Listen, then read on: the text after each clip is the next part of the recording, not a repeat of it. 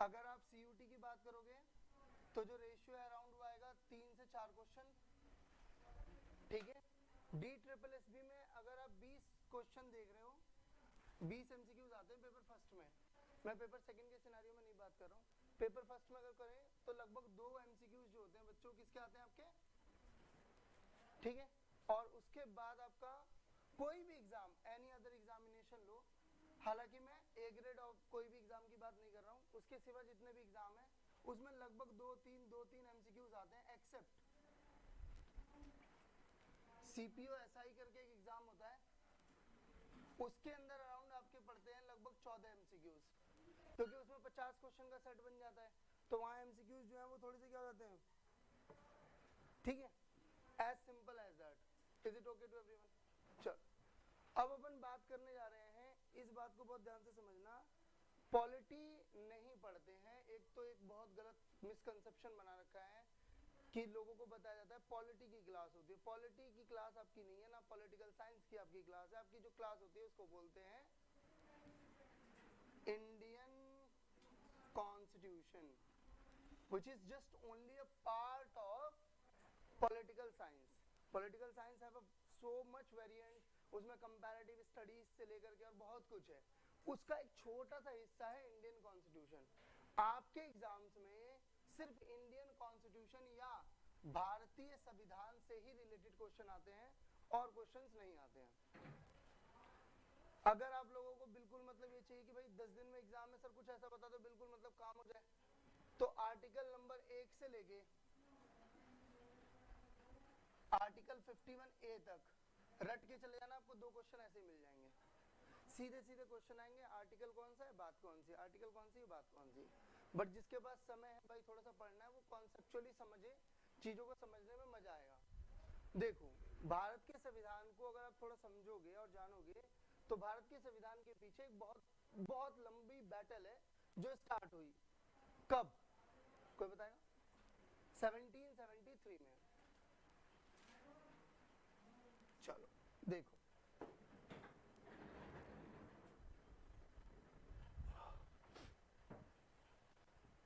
कहानी शुरू होती है उन दिनों से जब भारत कभी भारत था ही नहीं। तो ये कहानी है 1498 से। आपके हिस्ट्री के टीचर ने आपको पढ़ाया भी होगा, अगर पढ़ाया होगा तो। भारत ना बहुत प्राचीन टाइम से ही क्या कर रहा है, व्यापार कर रहा है। जब अपन इंडस वैली सिविलाइजेशन पढ़ते हैं ना, तब भी हमें पता चलता है कि हम व्यापार कर रहे थे मेसोपोटामी से, इजिप्ट से, चाइना से, क्योंकि हमें सील मिलती हैं, हमें ट्रांजैक्शंस वैल्यू मिलती हैं, तो हमें पता चलता है हाँ काम तो कर रहे थे। फिर उसके बाद वैदिक पीरियड आया तो काम और बढ़ गया, आर्यंस आए जिसका सो कॉल्ड 2 थ्योरी कही जाती है। बाल गंगाधर की थ्योरी कहती है कि हम लोग एरेटिक सर्कल से आए हैं, और दूसरी थ्योरी ये कहती है कि भाई हम लोग क्या हैं, हम आर्यंस हैं। अच्छा, और एक थ्योरी है जो तमिलनाडु के लोग देते हैं, वो कहते हैं हम द्रविड़ हैं, ठीक है, यानी कि पहली सबसे पहली भाषा जो थी वो तमिल ही बोली गई थी, उससे मुद्दा नहीं है। तो ये सब लोग जो आए वो पानी के रास्ते नहीं थे, वो सारे के सारे क्या थे, पैडलर्स थे, पैदल चल के आए थे। बट जब 1498 में पहली बार कौन भाई, वास्को डी गामा जो है वो भारत आया, हालांकि परसेप्शन भारत आना था नहीं, ऐसा बताते हैं अपनी गर्लफ्रेंड से लड़ाई हो गई थी, जो मेरी जो बात हुई थी वास्को डी गामा से, कह रहे गर्लफ्रेंड से लड़ाई हो गई थी, रास्ता भूल गया हो, ये करती हैं ऐसा काम, ठीक है। तो वास्को डी गामा जो था भाई कहाँ पर लैंड हुआ, इंडिया लैंड हुआ, और यहाँ पे सुनो प्लीज, यहाँ पे आने के पीछे पर्पस बहुत सिंपल था। एक ना ट्रीटी है जो स्पेन और क्या कहते हैं पोर्चुगीज के बीच में हुई थी कि भाई हम लोग इंडस्ट्रियल ग्रोथ हो रही है, तो हमें इंडस्ट्रियल ग्रोथ के लिए क्या चाहिए, थोड़ा सा अपने आप को बढ़ाना पड़ेगा। अगर हमें अपने आप को बढ़ाना है तो इसका मतलब है कि क्या करना पड़ेगा, हमको हमको आपका क्या करना है, और जगह व्यापार के लिए नए नए रिसोर्सेज ढूंढने पड़ेंगे, और इसी रिसोर्सेज की सर्च में क्या हुआ, वास्को डी गामा क्या आया, इंडिया लैंड हुआ। अच्छा, यहाँ तक कोई दिक्कत नहीं थी, प्रॉब्लम हुई, सबसे बड़ी प्रॉब्लम देखी जाती है जब 1757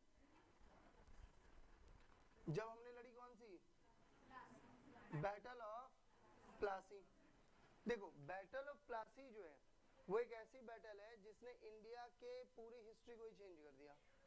अभी तक ब्रिटिशर्स जो आए थे उनका मेन पॉइंट था बिजनेस करना, बट सपोज करो ना कि आप बिजनेस कर रहे हो and you just got a chance to control the politics also, भाई आपको पॉलिटिक्स कंट्रोल करने का भी मौका मिल जाए, आपको ये मौका मिल जाए कि भाई आपको क्या कहते हैं एडमिनिस्ट्रेशन कंट्रोल करने का भी मौका मिल जाए। और 1707 में औरंगजेब मर ही चुका था, तो भारत में कोई भी इंटीग्रेटेड पावर तो थी नहीं, तो 1757 में क्या हुआ, बैटल ऑफ प्लासी, और ईस्ट इंडिया कंपनी बैटल को जीत गई। उसके बाद एक और बैटल हुई 1764, जिसे कहा गया क्या, बैटल ऑफ बक्सर। ये दूसरी बैटल है जहां इंडिया कहीं ना कहीं घुटने टेक चुका था ईस्ट इंडिया कंपनी के। अब ईस्ट इंडिया कंपनी है, पहली बात तो एक ये क्या है, बोलो भाई, ईस्ट इंडिया क्या है, एक देश तो नहीं है, पर जिस देश से आ रहा है उस देश को तो ये टेंशन नहीं कहीं हमारे हाथ से निकल ना जाए, हाँ है ना भाई, ये कहीं हमारे हाथ से निकल ना जाए। तो ईस्ट इंडिया कंपनी को कंट्रोल करने के लिए, फिर से ध्यान रखना, क्या आया 1773 में आया रेगुलेटिंग एक्ट। भाई रेगुलेटिंग एक्ट का सीधा सिंपल मतलब यही था, फिर से समझना, इसका मतलब ये नहीं था इंडियंस को कंट्रोल करना, इनका मेन पॉइंट क्या था, किसको कंट्रोल करना, ईस्ट इंडिया कंपनी को कंट्रोल करना। किसको कंट्रोल करना भाई, ईस्ट इंडिया कंपनी को कंट्रोल करना।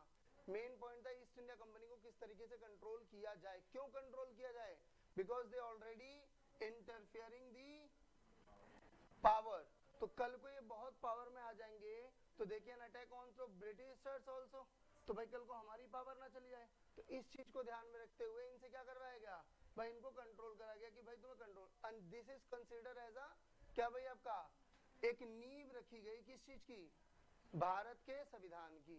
इससे पहले भारत में कोई संविधान जैसी चीज थी ही नहीं, बात समझ में आ रही है। उसके बाद एक और बहुत, मतलब मैं आपको मोटा माटी बता रहा हूँ क्योंकि आपके पेपर के लिए टाइम बहुत सारा नहीं बचा है। अच्छा, अगर उसके बाद एक सबसे इंपॉर्टेंट एक्ट कंसीडर किया जाए तो वो है कौन सा आपका 1909, भारत के इतिहास में एक सबसे बड़ा कह सकते हो कलंक टाइप का हिसाब किताब। इसमें इन्होंने ये कहा कि भाई मुस्लिम्स को, किसको, मुस्लिम्स को केवल कौन वोट देगा, मुस्लिम वोट देगा। सिंपल शॉर्टेड बात। अब इससे क्या हुआ, इससे ये हुआ, आज ना तुम लोग मैप ठाना इंडिया का, और इंडिया का मैप ठा करके देखना, तुम्हें मुस्लिम मेजॉरिटी एक जगह दिखेगी, हिंदू मेजॉरिटी एक जगह दिखेगी, यही तो होगा ना। अपने वोट सिस्टम को बेहतर करने का बेस्ट तरीका तो यही है ना। अब देखना जहां भी मुस्लिम है वहां पे मुस्लिम एक साथ हैं, जहां पे हिंदू है वहां हिंदू मेजॉरिटी एक साथ है। क्यों, क्योंकि मुस्लिम को मुस्लिम ही वोट देगा, तो जहां मुस्लिम रूलर आएगा, जहां मुस्लिम एमपी आएगा, एमएलए आएगा, वहां पे दूसरे व्यक्ति की तो जो फ्रीडम है वो कहीं ना कहीं कॉम्प्रोमाइज तो हो ही जाएगी, तो इसलिए एक साथ रहने लगे। उसके बाद कहानी और बिगड़ी जब 1919 में ये लेकर के आए क्या, रोलेट एक्ट। अच्छा एक बात ध्यान रखना, दो एक्ट आए हैं इस बार, इंडियन काउंसिल एक्ट भी है। देखो काउंसिल एक्ट जो आया उसका तो सीधा सा मतलब ये था कि भाई नंबर्स बढ़ा देंगे, तुम्हें ये कर देंगे वो कर देंगे। रोलेट एक्ट बिल्कुल अलग तरीके का था। ऐसे लोग नहीं होते कुछ लोग जिनको नमस्ते बोलो तब भी गाली बक देते हैं, नमस्ते ना बोलो तब भी डांट रहे हैं, चुपचाप निकल जाओ तब भी डांट रहे हैं, कंफ्यूजन। रोलेट एक्ट यही कह रहा है, कह रहा है कि भाई अगर आप हमें लगा कि आप कुछ गलत कर रहे हो, बोले कुछ कर नहीं रहे बाबूजी, बोले लगा, नहीं समझे क्या,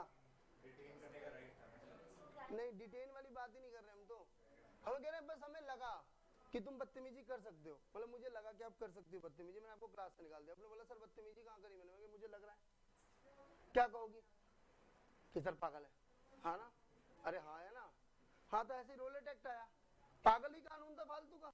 बोले प्रूफ वगैरह तो छोड़ दो, बोले अगर गवर्नमेंट मींस ब्रिटिश गवर्नमेंट को लगा कि बगावत करेगी तो नहीं, मुझे लग रहा है तो 2 साल की सजा होगी। और इसी चक्कर में क्या करा गया, बहुत सारे नेताओं को उठा के जेल में डाल दिया गया। तो भैया दो नेता थे, एक आपके सैफुद्दीन, एक किचकुले, दोनों लोग पंजाब में कह रहे थे इसके विरोध में, उनको उठा के ले गए, उसके विरोध में जलियांवाला बाग कांड हुआ। तो रोलेट एक्ट को ही क्या बोला जाता है, ब्लैक लॉ भी कहते हैं। यही लिखा है ना सर? अच्छा आपको 4 लग रहा है? अच्छा ऐसे देखो, मैं मतलब मेरा बेसिक लॉजिक क्या कहता है, 1909, उसके बाद 1900, मेरी हैंडराइटिंग में मत जाना, ये हड़प्पा सिविलाइजेशन से लिखी हुई है, देखो ये सीख जाओगे फिर आप उसके बाद डॉक्टर भी बन सकते हो।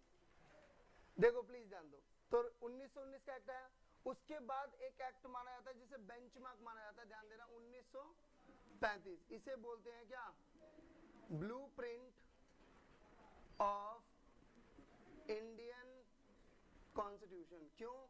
क्योंकि यहां से 2/3 कॉन्स्टिट्यूशन कॉपी करा गया है। अब देखो इंडियन कितने बेवकूफ हैं, 1935 का जब एक्ट आया ना तो उसका विरोध करा पंडित जवाहरलाल नेहरू से लेकर के मोतीलाल नेहरू, डॉक्टर भीमराव अंबेडकर से लेकर सब लोगों ने कि बेकार है ये तो बकवास है ना। फिर जब हम अपना संविधान बना रहे थे तो 2/3 यहीं से कॉपी कर दिया, तो फिर बेकार क्या था? मैं आप किसी चीज को कह रहे हो कि वो बेकार है तो मतलब आपने कुछ बेंचमार्क सेट किया होगा ना, पर आप तो वही कर रहे हो, ये वाली बात होगी बेकार है, खाना अच्छा नहीं बनाया, आधा खाना ना पटिका दिया।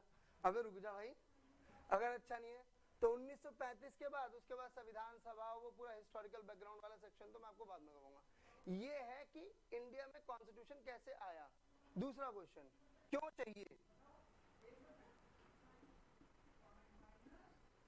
बताओ भाई, संविधान चाहिए क्यों? बहुत सारे ऐसे देश है जो बिना संविधान के भी चल रहे हैं, मस्त चल रहे हैं, भारत में संविधान की इतनी मांग क्यों है? दूसरी बात, अगर चाहिए ठीक है, भारत जैसे देश के अंदर संविधान के जो प्रोविजंस हैं वो कहीं से तो लिए होंगे, ऐसा तो नहीं हम इतने बुद्धिमान हैं हमने खुद ही बना लिए। तो दो बातें। तीसरी बात, ये संविधान चाहने की जो सबसे पहली, जो कहते हैं ना वर्ल्ड वाइड जिसने संविधान सबसे पहले लिखा, वो तो कौन आपका, बेसिकली ना यूएसए में वॉर हुई, जिसे वॉर ऑफ क्या बोलते हैं, वॉर ऑफ इंडिपेंडेंस कहते हैं, ठीक है। और इस वॉर के होने की वजह से क्या हुआ, भारत में यूएसए में क्या मिला उनको, संविधान मिला। अच्छा, और अब आता है बात कि इंडिया को क्यों चाहिए था, बोलो भाई।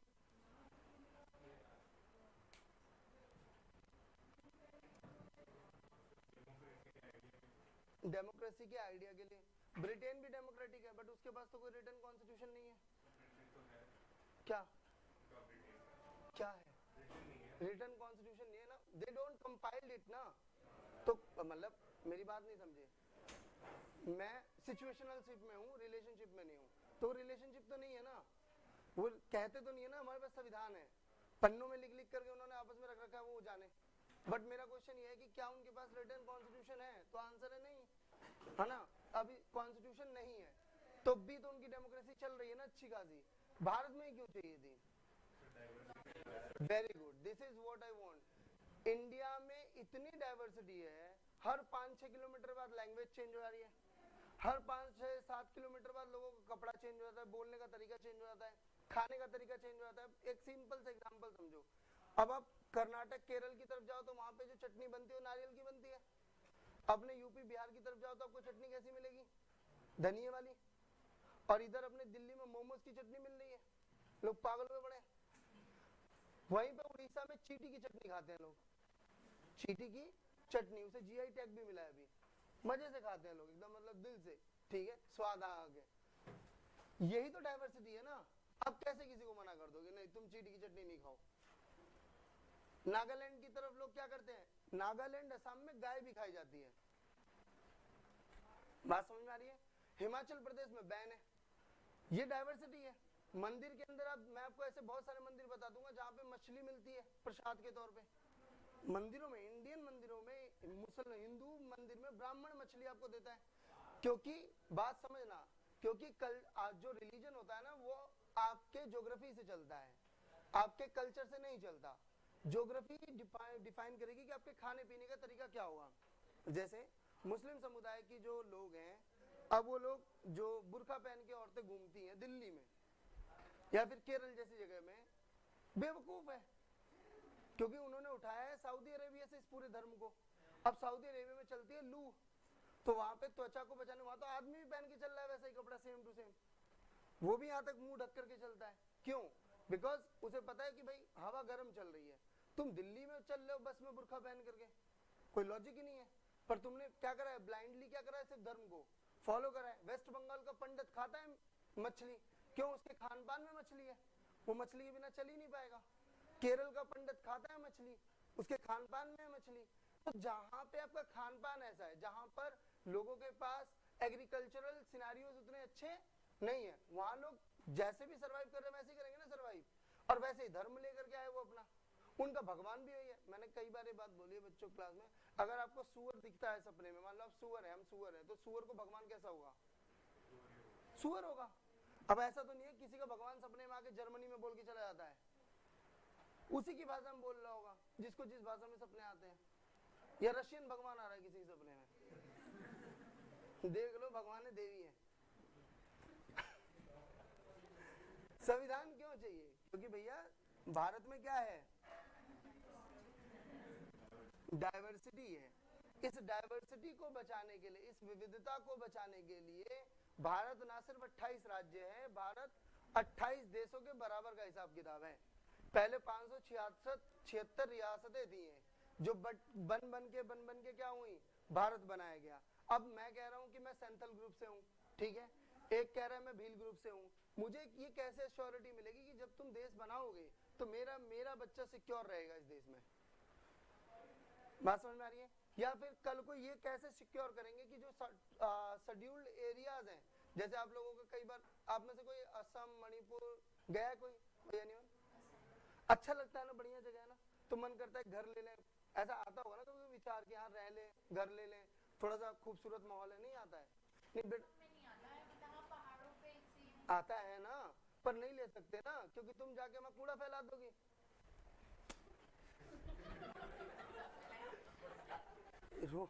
रोकना तो पड़ेगा ना, मोमोज की चटनी वहीं फैला के गिरा दोगी तुम तो। वहां पे जो अच्छा लग रहा है, अगर दिल्ली वाले 4 साल कहीं भी रह जाएं, ना स्पीड देंगे।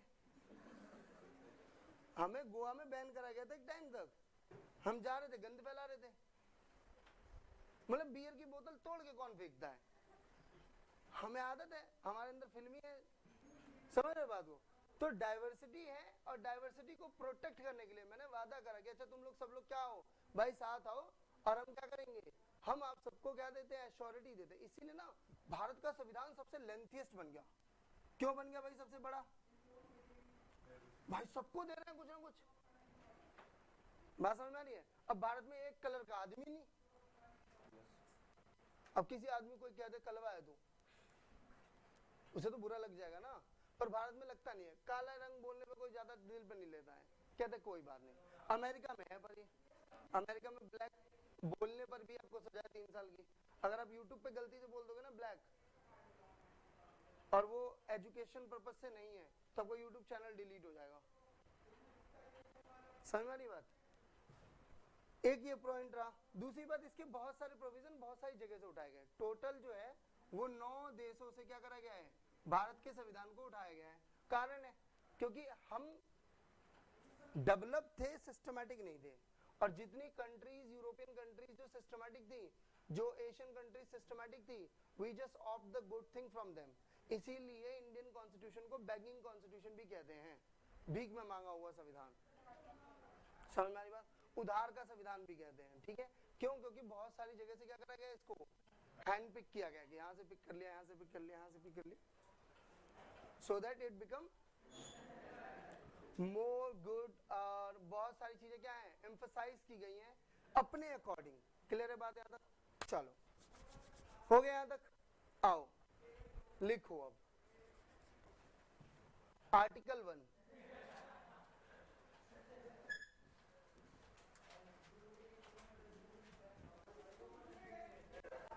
सारे ही बोल रहे हैं क्या? टीचर बच्चे सब बोल मिल के बात कर रहे हैं क्या?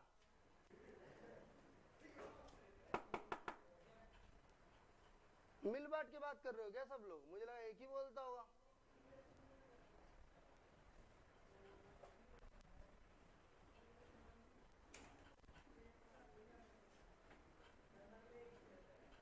हाँ मुझे लगा टीचर कम्युनिकेशन ऐसा होगा ना, पहले मैं बोलूंगा फिर बच्चे बोलेंगे, ऐसा थोड़ी ना सब बोल रहे हैं एक दूसरे का,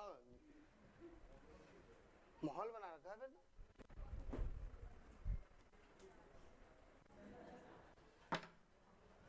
लिख दो आचार्य प्रभास सर के बाहर, चाय सुट्टा और पढ़ाई।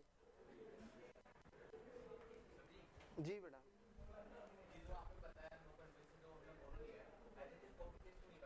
मैं तो कभी बोला ही नहीं है बात कि as it is copy paste किया, मैंने बोला है हमने अपनी तरफ से मॉडिफाई करके जो चीजें हमें काम की लगी, जैसे कि पूरी दुनिया में इंडिया एकमात्र ऐसा है जिसका जो पॉलिटिकल सिस्टम है समझ में नहीं आता, ना तो फेडरल है ना आपका क्या कहते हैं सेंट्रिक है, इसीलिए केसी व्हीलर ने बोला इसको ये तो क्वासी फेडरल है, आधा अधूरा सा दिखता है। यहाँ पे पीएम के पास पावर है भी, पीएम के पास पावर भी नहीं है, पता ही नहीं चलता क्या बनाया है, ये सिर्फ हमें समझ में आता है।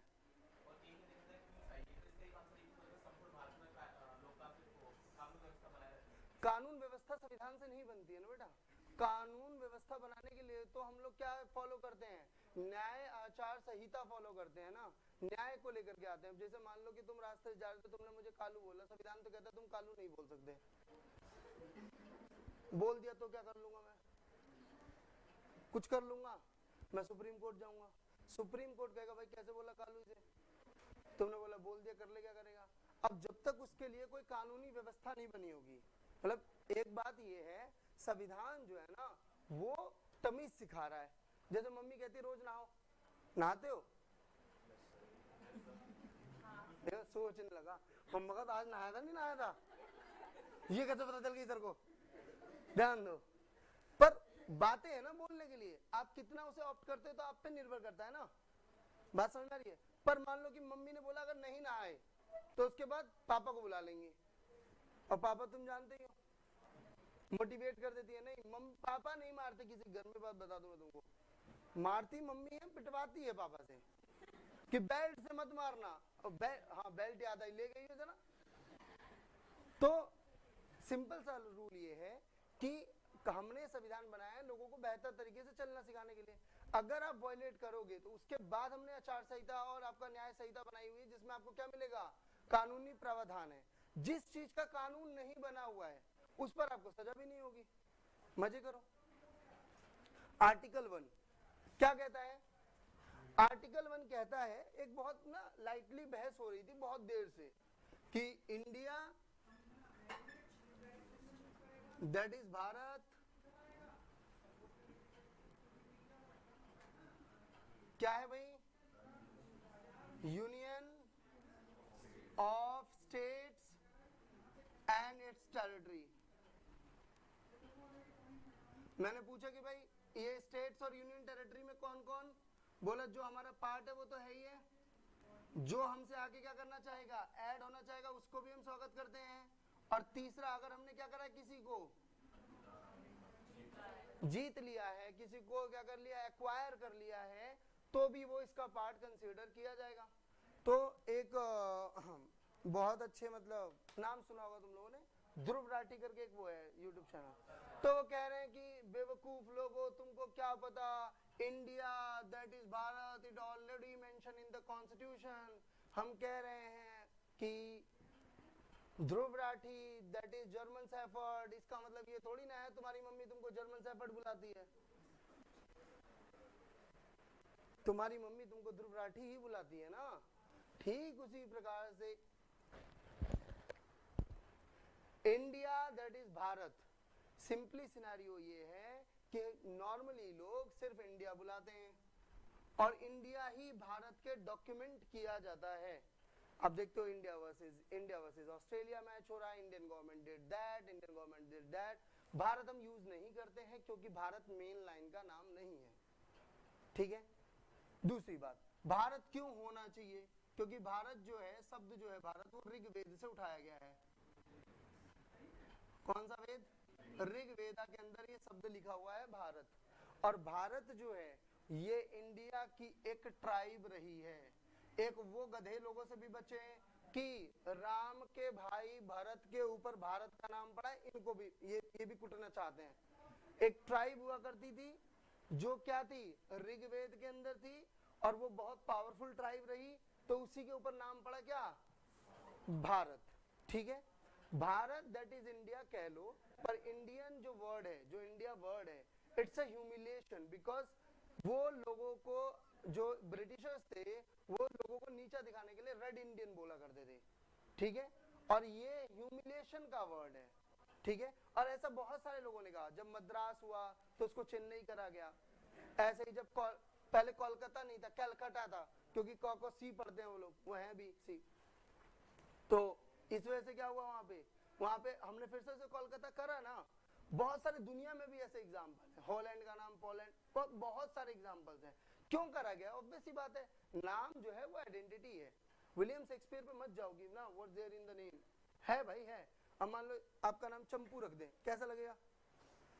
हाँ, किसी लड़की का नाम उसके माँ बाप ने जानू रख दिया, वो मजाक ही बन गया, सबकी जानू।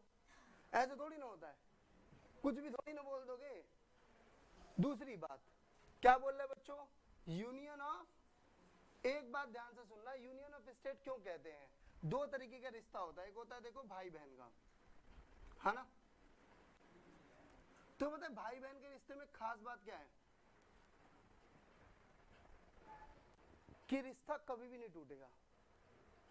आप बोलोगे सर नहीं होते हैं, नहीं बात करते हैं, मैं कहूँ जिंदगी भर बात मत करो, फिर भी ऐसा नहीं होगा वो मेरा एक्स भाई है, वो मेरी एक्स बहन है, कभी ऐसा होगा क्या? हाँ है ना। तुम्हारा भाई किसी और का भाई भी नहीं बनेगा, कैसे हो सकता है बे? तू पापा के ऊपर कैरेक्टर पे उंगली डाल रहा है सीधा सीधा क्लास में।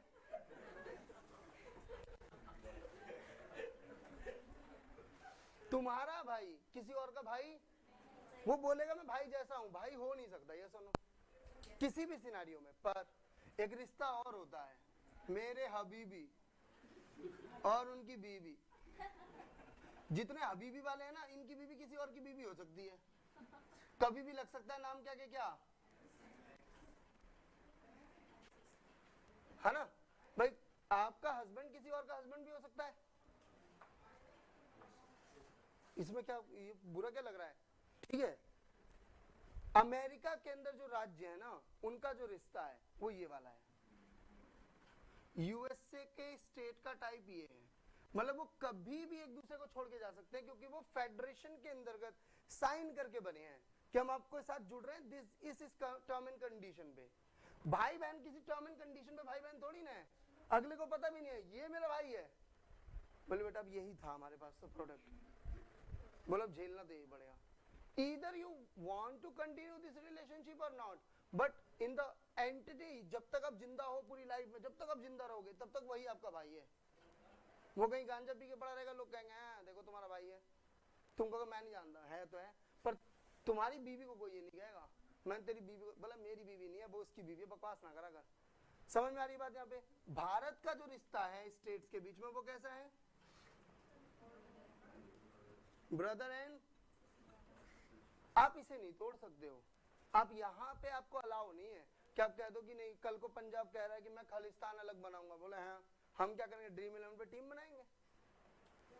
मणिपुर कह रहा है मुझे अलग कर दो, असम कह रहा है मुझे अलग कर दो, दिल्ली कह रहा है मैं तो कभी था ही नहीं, केजरीवाल और ले गए तुम मेरे से ढाके। समझ रहे बात को? सो यहाँ पे रिलेशनशिप में क्या नहीं है, तोड़ना वाला सिनारियो नहीं है। बात समझ में आ रही है? यहाँ पर यही पूरी बात कौन सा आर्टिकल लिखता है, आर्टिकल 1। अच्छा, आर्टिकल 2 क्या कहता है? आर्टिकल 2 ये कहता है एडमिशन ऑफ स्टेट्स। भाई अगर किसी स्टेट को नया स्टेट बनाना है और आपको ये सारी चीजें करनी हो तो ये पावर है किसके पास? ये सारी की सारी पावर किसके पास आती है भाई? पार्लियामेंट के पास पावर आती है। पार्लियामेंट ये सारी की सारी चीजें करेगा। तीसरा, आर्टिकल नंबर 3, आर्टिकल 3 ये कहता है फॉर्मेशन। ये बड़ा ही दिक्कत देता है बच्चों को, फॉर्मेशन और सर एडमिशन में फर्क क्या है? एडमिशन का मतलब है कि नए स्टेट को क्या करना, बनाना। फॉर्मेशन का मतलब एक ही स्टेट में से दूसरा स्टेट टूट करके बनना। बात समझ में आई या नहीं? फिर से समझाऊं। जैसे मान लो आंध्र प्रदेश के अंदर से तेलंगाना निकला, तो ये कौन सा आर्टिकल का पार्ट है? आर्टिकल 3। सिक्किम को बनाया, ये किसका पार्ट है? बस तुम समझ तो गए, और क्या चाहिए जीवन में। उसके बाद भाई अब एक बात बताओ, अगर तुमने कोई चेंज करा है तो चेंज तो और भी जगह पर होगा। आर्टिकल 2 आर्टिकल 3 में अपने नाम चेंज करें, तो आर्टिकल 4 ये कहता है कि आपको शेड्यूल 1 और शेड्यूल 4 में भी क्या करना होगा?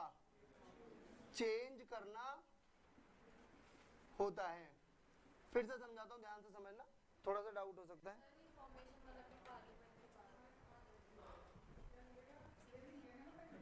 भारत में नाम से लेकर के कुछ भी चेंज करना होगा राज्यों के लिए, इसी को बोलते हैं रेजिडुअल पावर। भारतीय संविधान में जो सेंटर है ना वो ज्यादा पावरफुल है।